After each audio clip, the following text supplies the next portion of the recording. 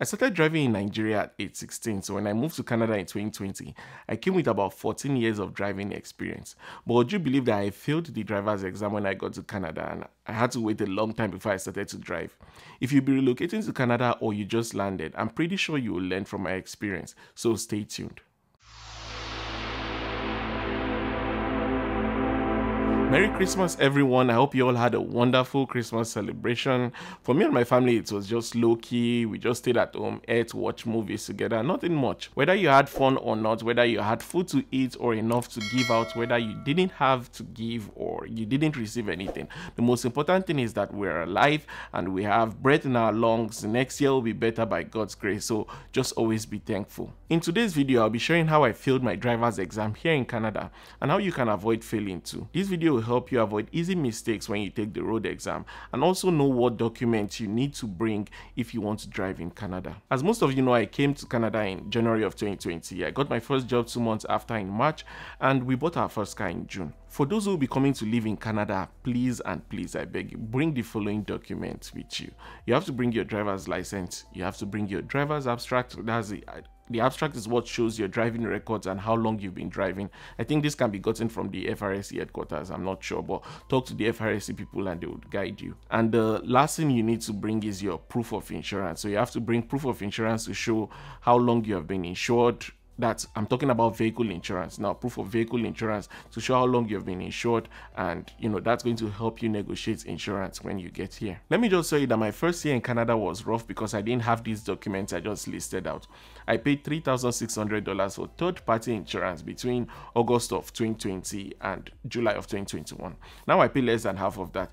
And while $1,500 is still a lot of money, that's how much I pay now. It is way better considering the fact that now I am covered. This is not third-party insurance anymore. Now I'm covered in case of accidents, in case of theft and other kinds of damage. So please make sure you bring these documents so you can negotiate good insurance for yourself, and the process can be seamless for you. If you know anyone who just landed and they are located here in Calgary, please tell them to reach out to me, if they are having issues with vehicle insurance and all that kind of stuff, and I'll be glad to guide them. After we bought our car, we packed it and covered it up for a while because we couldn't drive. There was no license and there was no insurance.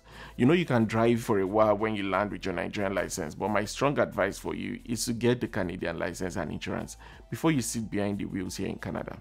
Anything can happen and you can get into an accident, and then there will be big trouble if you are not insured. There is no insurance. It's actually a crime to drive without at least a third-party insurance here in Canada. The first step I had to take was to change my Nigerian license for something we call in Alberta the Class 7. Class 7 here is like the learner's license. So you can drive with the Class 7, but someone with a Class 5 has to sit beside you. So basically you mustn't be caught driving a car if you're alone with a Class 7.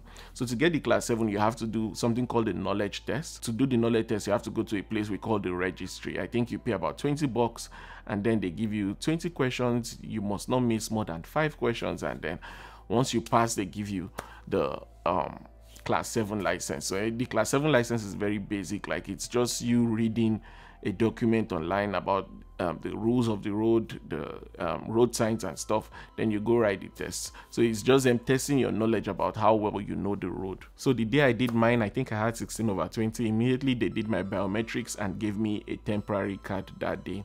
They took my Nigerian license from me and they told me they will contact me in 2 weeks to let me know if I am eligible to change to Class 5. So I think what they do is they take your license and they take it to their head office, and then they do some background check to check with Nigeria to see if your license is genuine and if you've been driving in the past. So a few days after, I got a mail saying I could book a road test as I was eligible to do so. I was eligible for the Class 5 license. Immediately I booked this and I was so happy because I was finally going to drive in Canada. Just so you know, I was going to work by bus and train, and it took me 2 hours and 15 minutes one way to go to work. So every day I was spending about 4 hours in transit, just wasting 4 hours in transit.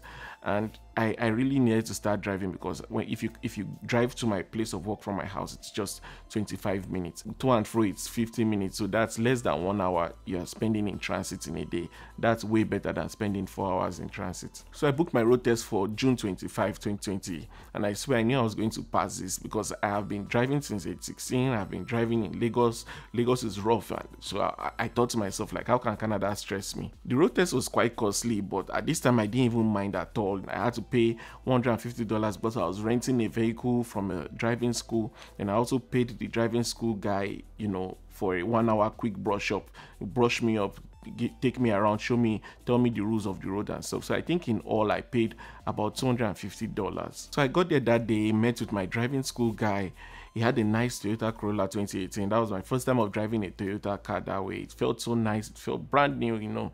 Everything was going good. The guy took me through all the roads, you know, all the roads the instructor was going to take me through. He took me through, showed me, gave me simple tasks like parallel parking, reversing, all those things, you know.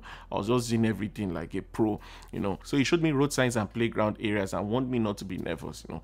He warned me specifically that he had seen good drivers before, but what usually made them fail was nerves.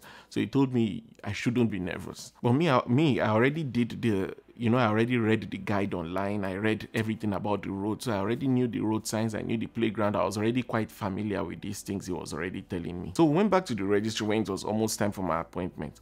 I met my instructor and he told me to get in the car. The car we use is a car they use to teach learners. So it has a brake pedal on the instructor's side, so the instructor can also press the brake if there is danger. I didn't know that. So the first thing he did was to go around the car, making sure the lights were working, the wipers were working, and made sure I knew how to use them. So he told me, press the wiper, turn on the full lights and all that kind of thing. Then he came into the car and the test began. People have never been this scared before in my life. I tell you, I've never been this nervous. I was literally sweating. The guy would be like, take the next right please, turn left at the next intersection, merge quickly to attain top speed. You know, he was giving all those one-line instructions and I wanted to piece like. So for the test, every mistake you make, you get 5 points or 10 points depending on the severity of the mistake. If your total points accumulate to 75 or more, then you fail. So if you get 5, 5, 5, 10, 10, 10, 10 and they count everything at the end and it gets to 75, then you failed. You can also get an automatic fail on your road test if you do any of the following: if you endanger a pedestrian or another driver, if you drive unsafely and break traffic laws. Let's say you are a perfect driver, for instance, but you don't stop for red light. That's an automatic fail, even if you've had just 10 points for errors. Because me, I'm used to driving with one hand now, you know, as per Niger style, just cruising around. Every time I held the steering with one hand, the guy was giving me 5 points for errors. He warned me once, but because me, I'm so used to it, I just kept doing it. I didn't know. So generally my driving was good. I made a few mistakes and I think I accumulated about 70 points. If I had gotten 5 extra points, I would have failed the test. Then just at the point where the test was going to end, just at the turning where we're going to go back to the registry, there was a pedestrian who was going to cross the road, and I didn't know how I didn't see this lady. I didn't see her at all. Then the car just stopped all of a sudden, and I noticed the instructor had pressed the brakes on his side, and then he looked at me and he asked me, did you see the pedestrian? And I lied and I said yes I did, but she had not gotten to the intersection before I got there. That was why I thought I could go. And all he said was, just go park the car. And my heart was beating so fast, I didn't know what was going to happen. So when I parked the car, he told me, I'm going to fail you this time because you endangered the pedestrian. Next time, try not to be nervous and try to focus on the road. Oh my, I won't die. $250 in the mud. Even the driving school guy who rented the car, you know, who rented his car to me, was surprised, and then he tried to console me. I almost cried, let me just put it that way, because it was so painful. And another thing that made this so painful, because this was during COVID period, so booking road tests that period was so difficult. It was difficult. You get like months in advance. If you book today, they can tell you come 2 months time, 3 months time. So it was so difficult. That made it so painful for me. And also because my birthday was in 2 days, my birthday was on the 27th. I did the test on the 25th, so I already imagined how I'll be driving, you know, on my birthday and stuff. Let me just say I wasn't lucky. So I'm just going to share the results on the screen so you guys we can take a look at it together. And then if you see, this is what you're going to get at the end of the day. Whether you pass or you fail, they're going to do this breakdown for you so you have an idea of how well you did and you can work on it next time. So if you see this first part here, section A, it says controls. I got 5 points 2 times. That's 10 points. I got 5 points for one-handed steering. That's what I talked about when I was driving one hand. So that's something you need to be wary about. They score you for this, and you can see other stuff there. I'm not just going to go through all that, but there are other things that can make you get points there too.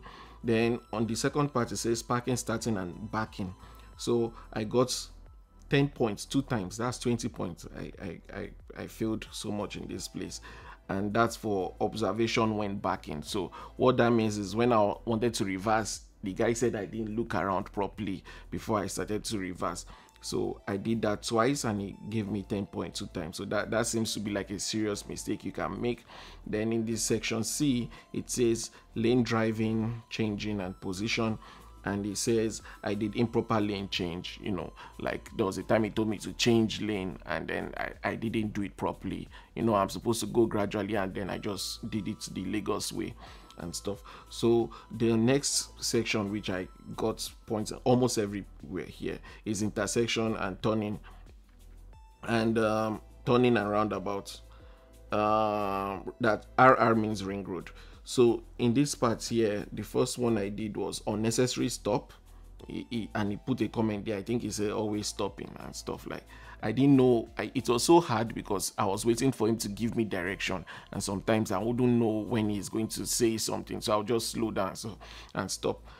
And then the next one, he said left turn, cut corners, and right turn, cut corners. So what it means in Canada, if you want to turn right, like if you're turning at an intersection, you have to go and then you make a curve. You don't just do it, you don't just cut corners this way. So I think I got points for those two, 5 points each.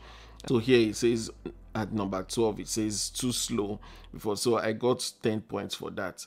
And I think that was all the points I get. So if you count all these points here, 5 plus 5 plus 10 plus 10 plus 10 plus 10, if you count everything here, everything is going to amount to 70 points, which was what I had, which was still a passing score. But if you come here, in this section here, it says it's an automatic fail because I didn't give right of way to the pedestrian, so that's an automatic fail. So if you see here, it checked F, and then that's how I failed. So down here it shows the time I started the test and the time it finished, the score I got, and the remark fail. So this is my test results. This is the first test I did and it was disappointing. I almost cried, like I said. And yeah, I was lucky to get a date for August 4, which was just like about maybe a whole month after I failed the first one. I was lucky because someone cancelled, then I quickly took that spot. So I did the test the second time. This time I didn't pay for any brush up lessons. I went in more confident, you know. I passed and got my license on the same day, and that was the first day I started to drive in Canada, August 4th of 2020. So if you'll be coming into Canada and you'll be driving at some point, take note of everything I have said in this video. However, know that the processes and the costs I have mentioned in this video will be different depending on what province you're in. Everything I've said today applies if you'll be settling in Alberta. If you'll be staying in other provinces, there might be slight differences here and there, but the video will still help you prepare yourselves, you know, like everything is still going to be basically the same. Driving is very crucial in Canada. Accidents happen almost every day. When I was in Nigeria, they said bad roads cause accidents, and while that is true, I think good roads cause even more accidents because people just speed uncontrolled, you know. There is no potholes to slow you down. At least in Calgary where I am, people die a lot from accidents and it's crazy. You won't even believe, almost every day. So please, it's important to know the rules of the road. It's important to know the road signs. It's important to drive safe always. Also, like I pointed out in my last video, winter driving is really crazy. If you've never driven on snow or ice, you'll be amazed that when you press your brakes, like your car is not even listening to you. It's going to stop somewhere else. So if you be driving in winter, make sure the winter tires are there, and don't think the winter tires are going to help your car to stop. They only make things slightly better. You still need to be in control. You still need to drive slowly and carefully. One last tip I'm going to leave with you: if you've just landed in Canada or you'll be coming and you want to book your road test, try to book in the winter months. Try to book when there is snow. I know that doesn't make sense because you'll be like, it's going to be so difficult driving. But the truth of the matter is when the road conditions are bad, the instructors are more lenient. So when the road conditions are bad, for instance, you see where he said I was slow in my own results, is going to be more lenient. He won't say you're slow. You will just be like, he will say you're being cautious. That's why you're driving slowly. So you wouldn't get as many failing points as you get when you're driving in very good road conditions. So I think what I've heard is that during the winter months, the instructors are always more lenient. You know, you can go slowly, you can brake, you can stuff, and then you most likely pass. So take that tip. I hope this video is going to be of good value to some of you. I hope you guys learned from it. Thank you for making it to the end of today's video. I'll appreciate it if you can click or tap on the like button, as this helps our videos to get seen. Also, if you're yet to subscribe, what are you waiting for? Until I see you guys again next time, Happy New Year in advance, and God bless you.